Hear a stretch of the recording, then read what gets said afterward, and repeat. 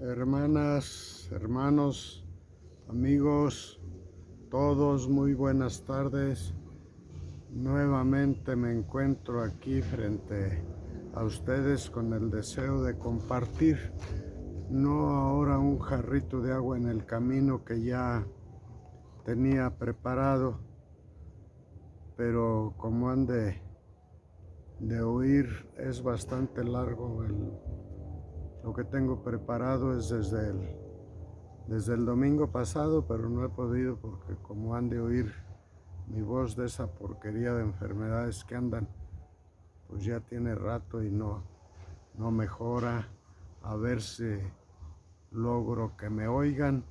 Voy a hablar un poquito de los problemas que estamos viviendo en nuestros días entre nuestros representantes de gobierno, de todas las corrientes. No voy a hablar en exclusiva de ninguna porque no me gusta meterme en política. Ya mis seguidores en el jarrito de agua en el camino saben que no comulgo con las críticas porque no me gusta intervenir, porque en eso siempre queda uno mal.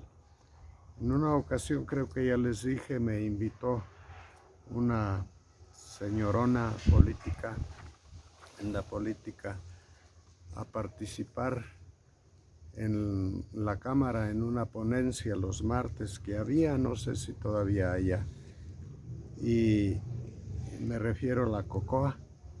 Yo le dije que yo no era político, que yo era un hombre de iglesia y por lo tanto no he intervenido más que una sola vez en política, y porque me vi en la necesidad de hacerlo y fue escribiendo para un periódico, para un diario. En esta ocasión voy a hablar un poquito porque creo que los mexicanos, los latinos en sí, pero los mexicanos tenemos muy mala conciencia o memoria histórica de los acontecimientos. Voy a hablar un poquito de algunos de los personajes que han regido nuestra nación, que no se puede hablar de todos, pero voy a hablar de algunos de los más sobresalientes, a lo mejor no en el orden que aparecen, porque la historia también a veces por ahí nos falla, pero voy a hablar del primero que llamamos el más grande traidor a la patria, el vendepatrias, el que vendió más de la mitad de la República Mexicana.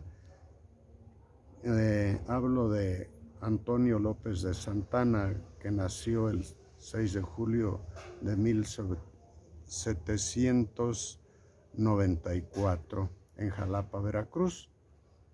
Y ya establecidos en Jalapa, pues ahí inició su carrera militar a los 16 años, en la que pues fue muy severo con el pueblo. Incluso fue compañero ya en la revolución en la guerra de independencia, fue compañero de Vicente Guerrero.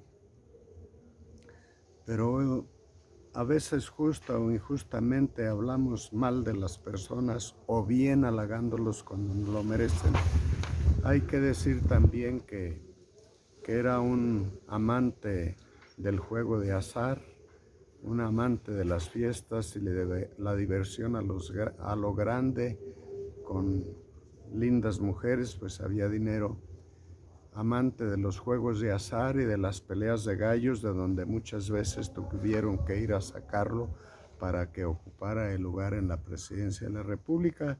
Él fue electo 11 veces presidente de la República, pero en total ejerció 52 veces, ni más ni menos. Superó a Porfirio Díaz, pero porque lo llamaban, porque la gente de aquel tiempo pues era muy poca la que sabía leer, la que tenía la preparación que él tenía. A ver si no me vuela el aire la peluca, porque está haciendo mucho aire y mi garganta no anda bien, me toca gritar. Y así fue como muy seguido lo llamaban para cubrir interinatos que a veces eran de 3, 4 meses y venía otro periodo presidencial y lo volvían a reelegir y luego elegían a otro y renunciaba y ahí se la llevaban. Total que endeudó al país y no solamente con algunos extranjeros, sino con Europa y con Estados Unidos, a donde entregó la mayor parte de la República, cosa que si queremos entender, pues no le quedaba de otra. Tenía que pagar de algún modo y pues entregó parte de la nación. Y voy a hablar de eso un poquito porque en realidad fue muy al inicio de la historia de un México independiente.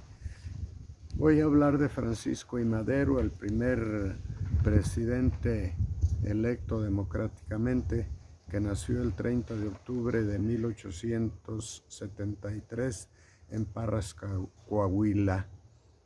En 1908 publicó su libro La sucesión presidencial de 1910, en la que combatió otra vez o contendió Porfirio Díaz. Fundó el partido antirreeleccionista basado en el sufragio efectivo no reelección. Al ser derrotado en las elecciones o defraudado en las elecciones presididas en de 1910, proclama el Plan de Ayala, el Plan de San Luis, marcando el 20 de noviembre de ese año para que estalle la revolución de 1910. Entró triunfante a la Ciudad de México a recuperar lo que le habían quitado en febrero de 1911 y tomó posesión de la presidencia a la que Porfirio Díaz, por pacificar ya al pueblo, había renunciado. En noviembre del mismo año tomó pues posesión. Huerta lo traicionó y lo aprehendió junto con José María Pino Suárez, mandándolos asesinar el 22 de febrero de 1913. Como ven, siempre hemos tenido traidores. Y poquito a poco voy a hablarles de estos personajes más sobresalientes porque no me siento así muy bien que digamos. Surge después Victoriano Huerta, general, usurpador Huerta, así le llamaban. Empieza a salir a la luz pública cuando se le da el mando de la División del Norte en sustitución del general Salas para combatir al sublevado Pascual Orozco, habiendo obtenido sonadas victorias en Conejos, Durango y en Rellano y Bachimba, Chihuahua, llevando a sus órdenes al coronel irregular Francisco Villa en Ciudad Jiménez, Chihuahua. Trató de fusilarlo por desobediencia, siendo salvado por el hermano de Francisco I. Madero.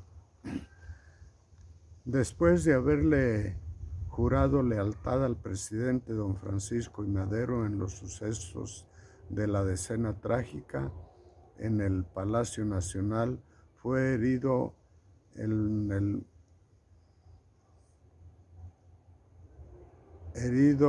pundonoroso general Lauro Villar, haciéndose cargo del mando y de la defensa Huerta, quien se aprovechó de esta oportunidad para cometer una de las más incalificables traiciones de nuestra historia, que trajo como resultado la persecución, el encubrimiento al Poder Ejecutivo en febrero de 1913 hasta julio de 1914, asesinato del presidente constitucional y vicepresidente Pino Suárez durante el corto lapso que estuvo en el poder. Se cometieron muchos desmanes y asesinatos de políticos y tuvo lugar la intervención americana en 1914. Huerta tuvo que dejar el poder obligado por los triunfos de don Venustiano Carranza, renunciando y huyendo a los Estados Unidos, en donde murió en 1916. Plutarco Elías Calles nació en Guaymas, Sonora. Fue hijo de Plutarco Elías padre y Jesús Campuzano, pero tomó el apellido de Calles de su padrastro. A los 17 años trabajó en el magisterio, donde llegó a ser inspector de escuelas y articulista en las publicaciones del siglo XX, revista escolar, que fue comisario de la policía en la ciudad de Agua Prieta en 1911 y opositor al revolucionario Pascual Orozco en 1912. Al traidor Victoriano Huerta en 1913, en ambas ocasiones al lado de Álvaro Obregón, por lo que obtuvo el grado de coronel y comandante militar de Hermosillo. Fue gobernador interino de su estado natal en 1913 a 1916 y de 1916 a 1919 gobernador ya constitucional, cargo al que renunció para aceptar la Secretaría de Industria, Comercio y Trabajo, y con Venustiano Carranza, a quien desconoció con el plan de Agua Prieta, fue secretario de Gobernación y de 1924 a 1928 presidente de la República. Desde este punto fundó el Banco Central de México, algo de lo que podemos decir que hizo bueno, y restringió el papel de la Iglesia en la política, además de fundador del Partido Nacional Revolucionario en 1929. Ahí nace la persecución cristera. Fue secretario de Guerra y Marina de 1929 a 1932 y de Hacienda en 1933. Fue expulsado del país por Lázaro Cárdenas en 1933 por revoltoso. Cuando andaba don Lázaro en campaña, quiso convencerlo para seguir él al frente del gobierno y don Lázaro fuera otro más de sus peleles para quitarlo y poner otro a la hora que él quisiera, cosa que don Lázaro le dijo: Plutarco, ahora el presidente soy yo. Y le dijo, así dice la historia: te aconsejo que te vayas del país porque no me gustaría mandarte quitar de en medio. Así por revoltoso y fue expulsado de la nación, y con Manuel Ávila Camacho, el sucesor de don Lázaro Calles, regresa a trabajar con él y murió 5 años después en la Ciudad de México. Venustiano Carranza, presidente de la República, nació en Cuatro Ciénegas, Coahuila, el 29 de diciembre de 1959. Inició su carrera política como presidente municipal en su pueblo natal de 1887 a 1894. En 1908 fue nombrado gobernador interino de Coahuila como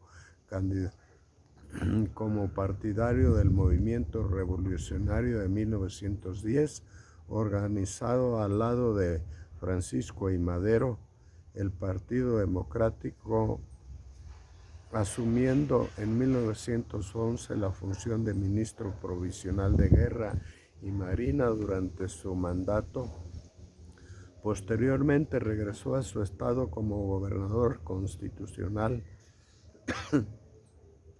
Tras el asesinato de Madero se levantó en armas y formó el Plan de Guadalupe en 1913, conociendo al general Victoriano Huerta como presidente de la República más adelante y según la Constitución de 1917, propuesta y firmada por él mismo, y resultó casualmente como presidente electo de 1917 a 1920. Casi al término de su mandato, en abril de 1920, enfrentó el plan de Agua Prieta auspiciado por Adolfo de la Huerta en Sonora, donde se le desconocía como primer mandatario. Huyendo de la revuelta, se internó en la Sierra de Puebla, pero cuando descansaba en Tlaxcaltongo, él y sus acompañantes fueron emboscados y asesinados el 21 de mayo de 1920 por las fuerzas del general Rodolfo Herrero, partidario de Álvaro Obregón. Otro bribón. Álvaro Obregón nació en Sonora en 1880 en la hacienda de Siquiciba, estando a las órdenes del primer jefe, don Venustiano Carranza. Recibió el grado de general de división, siendo miembro de la Convención de Aguascalientes. Al movimiento carrancista contra Villa fue nombrado general en jefe del Ejército del Noreste, logrando el triunfo de la famosa batalla de Celaya, donde había de perder el brazo derecho. Siendo ministro de guerra, propuso su nombre del ingeniero Bonilla como candidato a la presidencia de la República en el año de 1920. Ya como presidente se enfrentó con carácter recio y decidido al levantamiento rebelde llamado de los Criterios.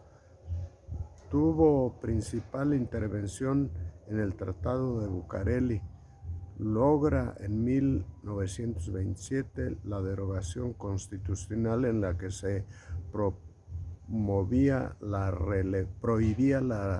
reelección para hacerse elegir nuevamente presidente por el periodo de 1928 a 1934. Apenas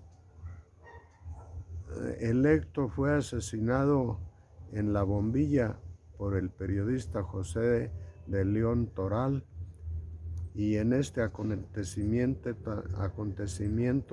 en esta tradición, también surge un santo que ningún mérito histórico tenía para llegar a los altares, para que veamos que también en nuestra iglesia se tuestan habas. Es una crítica porque es historia, desde luego no pretendo yo condenar, pero él lo único que hizo fue bendecir la pistola para asesinar al presidente ya electo. Así termina en los altares el Padre Pro. Sigue Lázaro Cárdenas del Río de 1985 a 1970, militar y político mexicano, nacido en Jiquilpan, Michoacán, el 21 de mayo de 1895. Fueron sus padres Dámaso Cárdenas y Felicitas del Río. Cursó estudios primarios, aprendió tipografía y trabajó en la oficina de rentas de Jiquilpan. Se incorporó a la revolución en 1913, fue capitán en 1914 y alcanzó el grado de general de división en 1928. Militó primero en el villismo a las órdenes del general Francisco Morales, pero en 1915, con el apoyo del general Calles, se pasó al constitucionalismo. Ocupó diversos cargos políticos y militares, entre ellos jefe de operaciones, gobernador de Michoacán, secretario de Gobernación y de Guerra y presidente de la República de 1934 a 1940, fundador del Departamento de Asuntos Indígenas y de la Confederación Nacional Campesina, que después comandara el señor Velázquez. Aumentó el reparto de las tierras y entregó diversas industrias a los obreros que antes habían sido trabajadores ahí.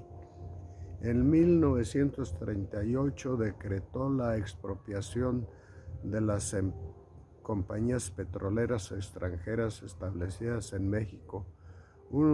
Fue uno de los hombres más discutidos en la política mexicana y en la historia. Sin embargo, fue el más querido por los pueblos naturales, quienes todavía lo llaman Tata Lázaro.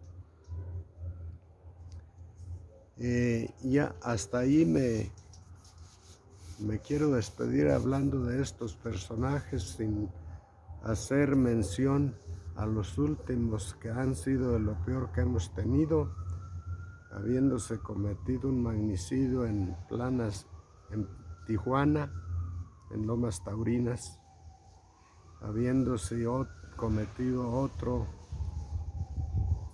de un panista también candidato a la presidencia de la República, Maquío, y que le caía en la boca al papá dándole una curul. Y así podríamos hacer. Se cometió el asesinato también de un príncipe de la Iglesia Católica en Guadalajara, y llegó a la presidencia quien fue coordinador de campaña de quien mandara a hacer todos estos asesinatos y magnicidios, y que no se pueden decir nombres. Cuando me preguntan, les digo no sé, pero está pelón hablar de eso. Le sigue su coordinador de campaña. Curiosamente, Ernesto Zedillo, que era el coordinador de campaña, no andaba en la campaña con él, y asesinan a un inocente y ponen un conejillo de indias que está purgando una condena que no debe por muchos millones de pesos en Estados Unidos. El autor verdadero de la muerte física traía un alacrán en la palma derecha de la mano, en este lugar, aquí.